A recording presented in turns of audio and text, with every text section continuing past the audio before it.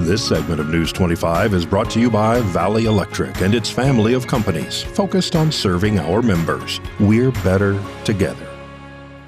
Today we're going to talk about the difference in voltages that we have at Valley Electric. So we have what's called a primary voltage. That's the voltage that feeds into your transformer that comes out of our substations. That primary voltage is on wire that's uninsulated. A few years ago, NRECA did a survey of electrical cooperatives and asked their members some questions about some safety questions. And they asked them about the insulation of wire, and 50% of the members responded that they thought that primary wire was insulated. So we just want you to know that none of our primary wire is insulated. It's bare conductor, and so if you touch it, if you contact it, if it falls on the ground, that's going to create a fault or a hazardous situation in every case. And that's the reason we got to put it up on really tall poles, or we got to put it underground, because we have to keep it inaccessible to the public.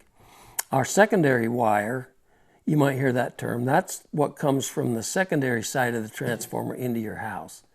And it might come from a pad mount, or it may come from an overhead transformer. If it comes from overhead, it's going to be insulated. There will be 3 wires, 2 of them will be insulated, and 1 of them is the neutral, and it's uninsulated. You can feel a lot safer with that. The voltage there is only 240, 120 and 240.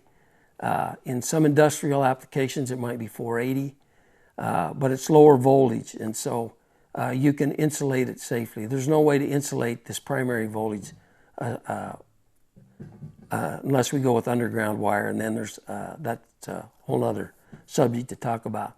So we just want you to know that none of our primary wire is insulated. Our secondary wire is, but in either case, you want to make sure that you don't, if it falls on the ground or gets down into an area where you could touch it or lift something up into it, that you need to contact us.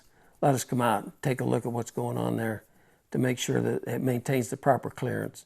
So that secondary wire should be about 15 feet off from anything going across your yard or your driveway or anything like that. And the primary wire is usually, the main primary wire is usually 20 feet off the ground, and the neutral's at 18 feet. So be careful around that, and just know that that primary wire is not insulated. Thank you.